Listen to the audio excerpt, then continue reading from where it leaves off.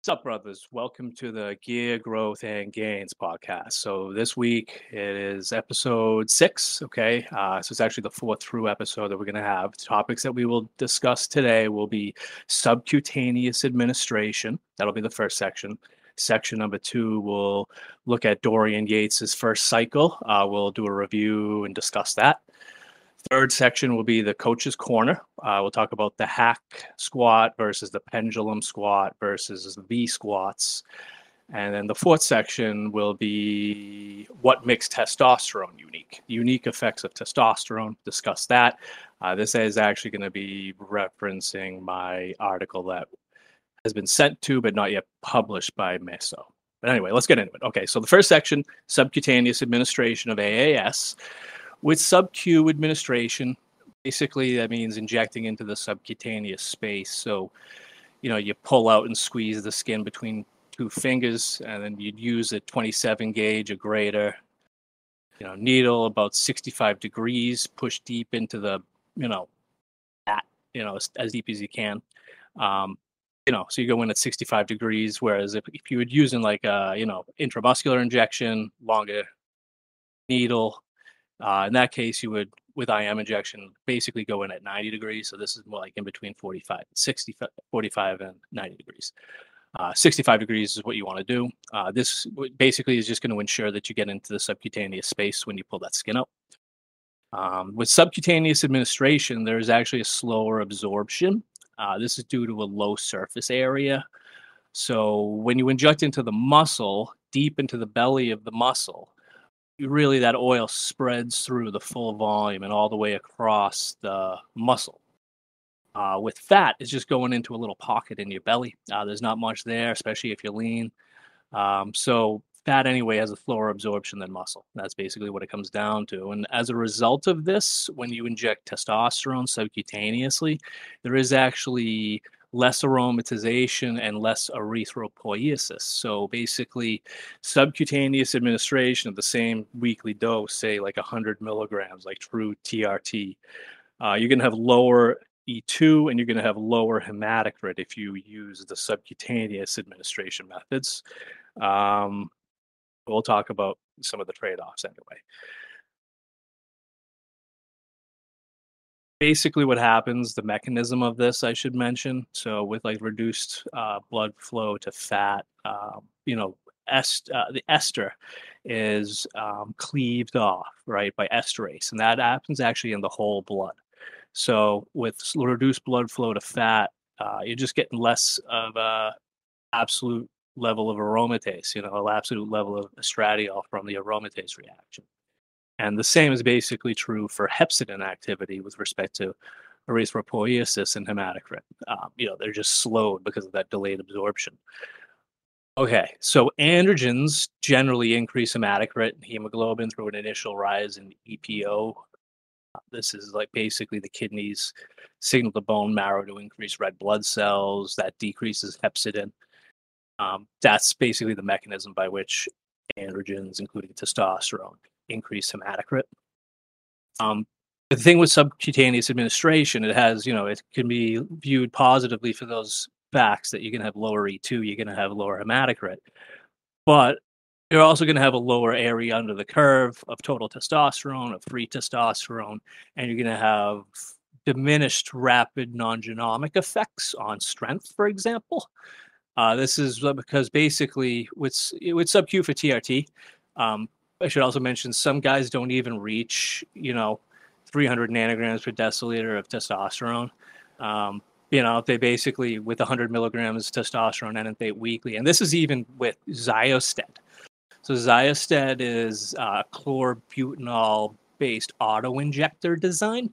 So what that basically means is you can just pin, without prep, 1 pin a week, subcutaneous, no fucking around with syringes, bottles, ampules, all that.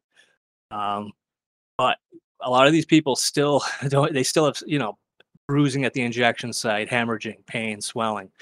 So it's like, yeah, is it that much more comfortable if you still have these effects? I doubt it. So basically, I would say that this stuff, like using SubQ, administration, but that's really like if you want to go to TRT and you were just so done psychologically with pinning deep into the muscles, you just feel like a pin cushion after a long blast, for example. Then you might want to do subcutaneous, but you have to understand, like, the oils that you get are intended for deep intramuscular use. There is a slightly different design for the Xiosted product that is intended for subcutaneous administration. But even with it, the absorption's low. A lot of guys that use 100 milligrams weekly can't even get can't even get low level testosterone. All right, so yeah, basically, good for TRT, but if you're gonna blast, obviously don't do SubQ. You want those rapid changes in blood concentrations. You want those rapid effects on strength. So yeah, all right. So that's section 1. So let's move on to section 2. We'll talk about Dorian Yates' First Cycle. We'll review it, have a little commentary about it. So Dorian, I'll provide a link to this video in the show notes if you aren't familiar with it.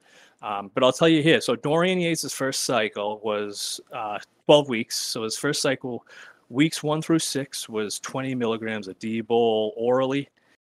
And then weeks 7 to 12 was 15 milligrams of Anavar daily, orally, 100 milligrams of Primo injected weekly. That's it. Weeks 7 to 12 were dieting as well. So let's talk about this. So weeks 1 to 6, basically what we're talking about here is 140 milligrams weekly of metandienone. So, it aromatizes Dbol. So Dbol. It aromatizes to 7-alpha-methyl estradiol.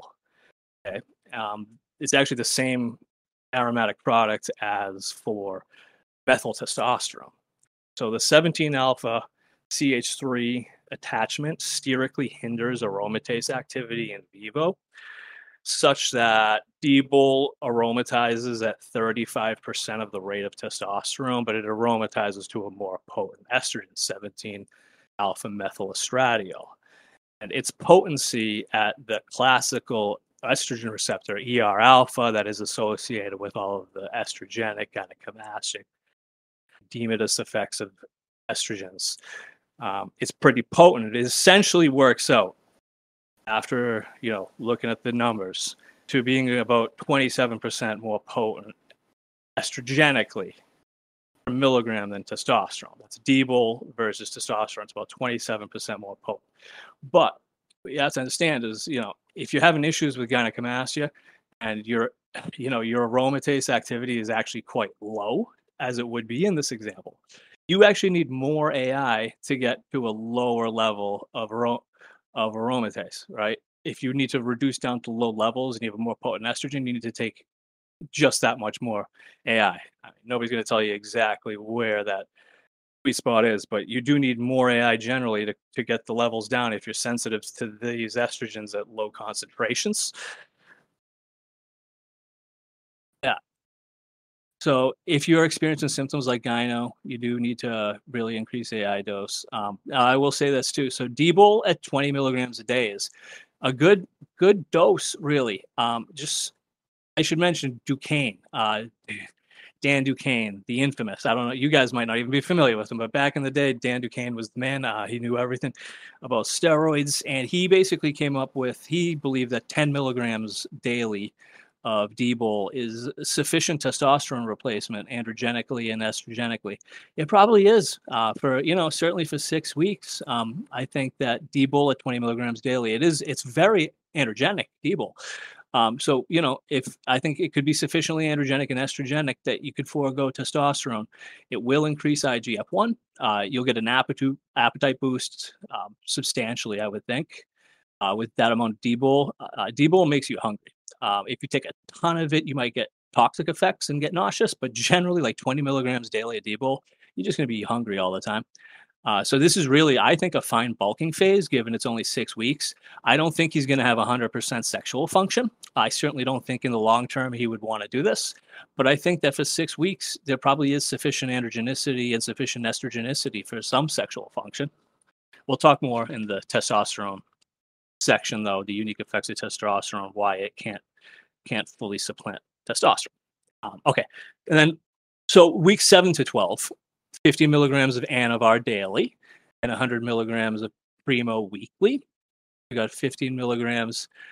Uh, yeah, so basically with Anavar, it is, particularly lipolytic.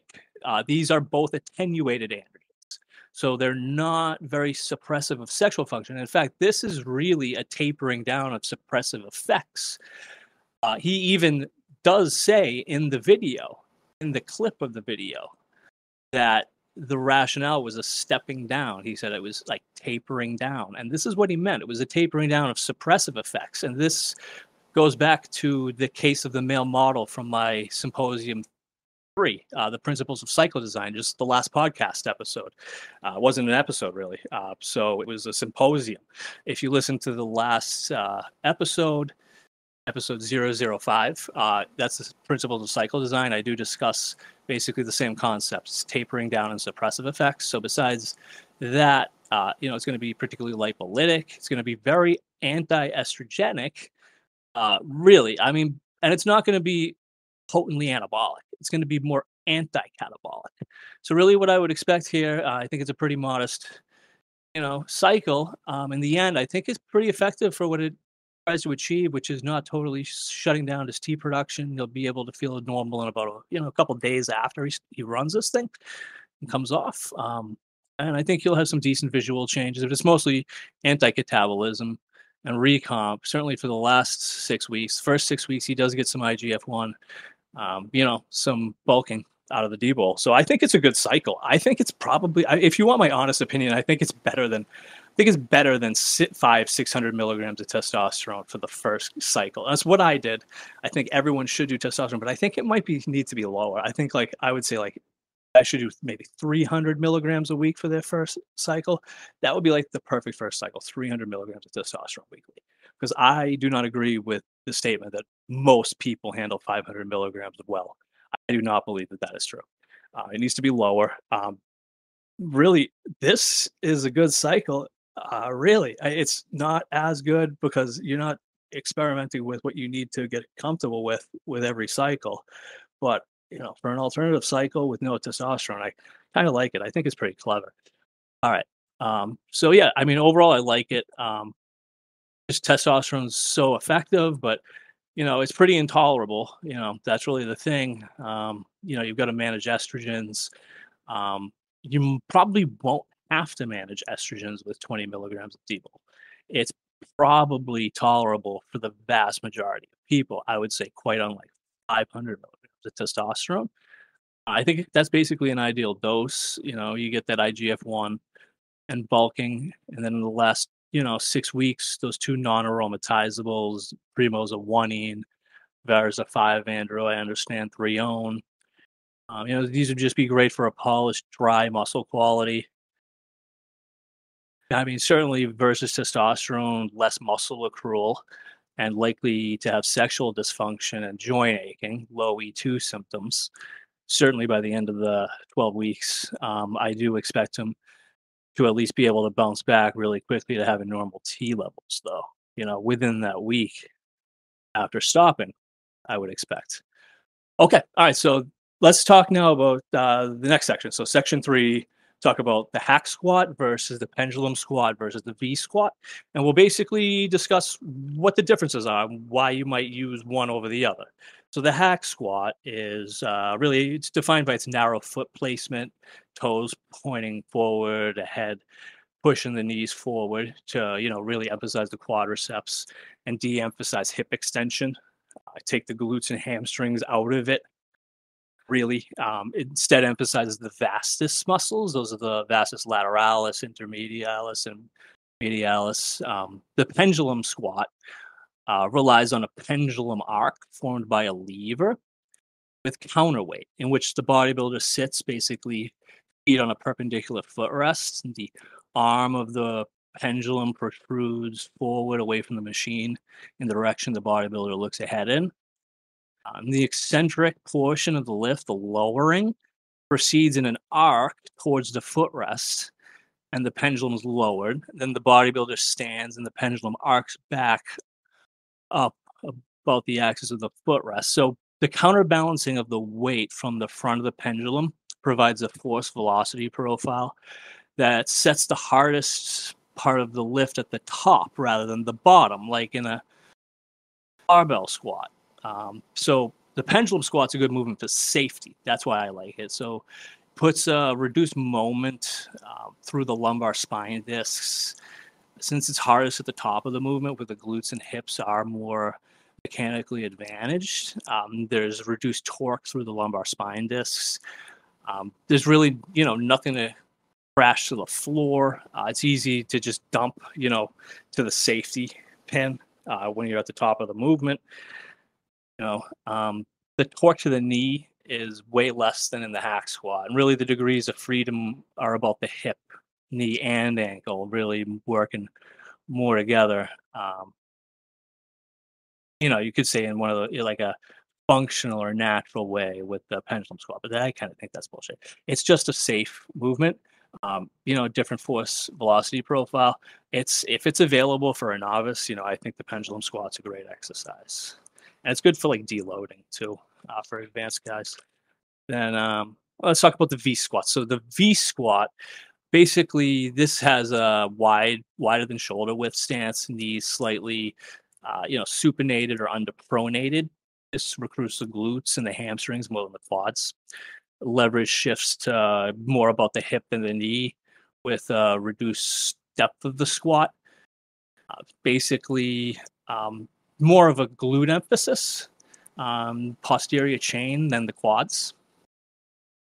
All right, so let's talk now about section number 4, which is what makes testosterone unique. So this is going to reference my article that I've written for Millard from Meso, the unique effect of testosterone. I'll give you guys an idea about this, and then I would keep my eye open for it. I don't know if it's been published yet. He mentioned he'd try to do it today. He wanted to do it today. I just don't know if he already has. But let's talk about what makes testosterone unique. So testosterone is obviously, it's the only drug that's bioidentical. What does bioidentical mean, though? Really, so only testosterone can supplant the vital aromatase and 5-alpha reductase functions of the male systems to fully support, sexual function, especially. So only testosterone uses an amplification pathway, right? So 5-alpha reductase produces the more potent DHT, the most potent endogenous androgen. And it's concentrated too. So that's what amplification means. It's not only yielding a more powerful steroid, but it's also concentrating it into the tissues, the gonadal, the sexual, and the CNS tissues, where AR receptor is dense and where 5-alpha reductase is dense.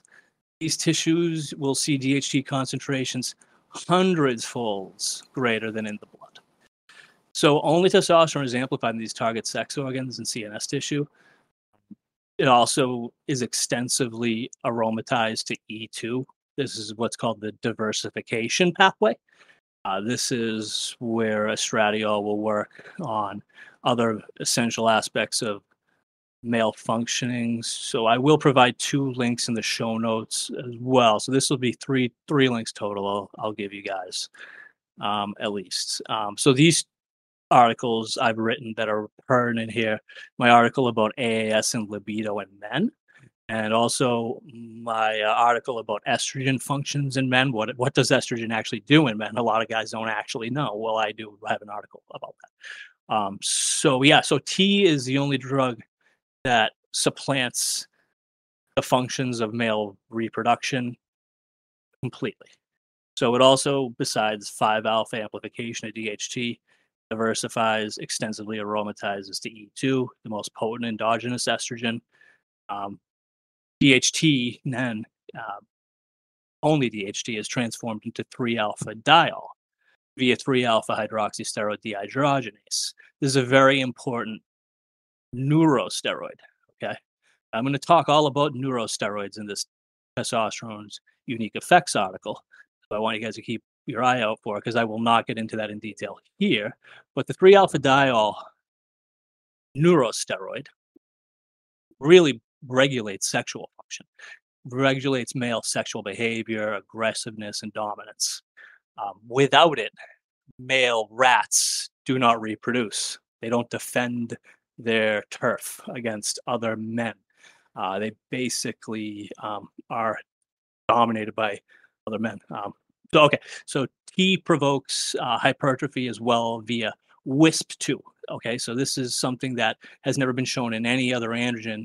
This is a signaling pathway, WNT1 inducible signaling pathway protein 2. It's also called CCN5. I talk a lot about this as well in the article. Another unique effect of T is how it modulates glucocorticoids and insulin sensitivity. So it does this specifically by 5-alpha reductase activity. It does this via 5-alpha reductase in the liver, where it modulates clearance of glucocorticoids like cortisol. And finally, there's actually strong evidence that 5-alpha reduction of testosterone specifically in the brain is a requisite step for T's modulation of glucocorticoids via reduced adrenocorticotropic hormone secretion. So I will delve into the neurosteroid bases of these effects of T on sexual function in this article that is forthcoming on Meso. So don't miss it. Definitely don't. I will put links to anything that's out that I refer to by the time I publish this. I'm going to publish it soon. That's it, guys. All right. So that was great. So you guys, thank you for listening. Put this episode out, and you guys have been great. So, all right. Thank you.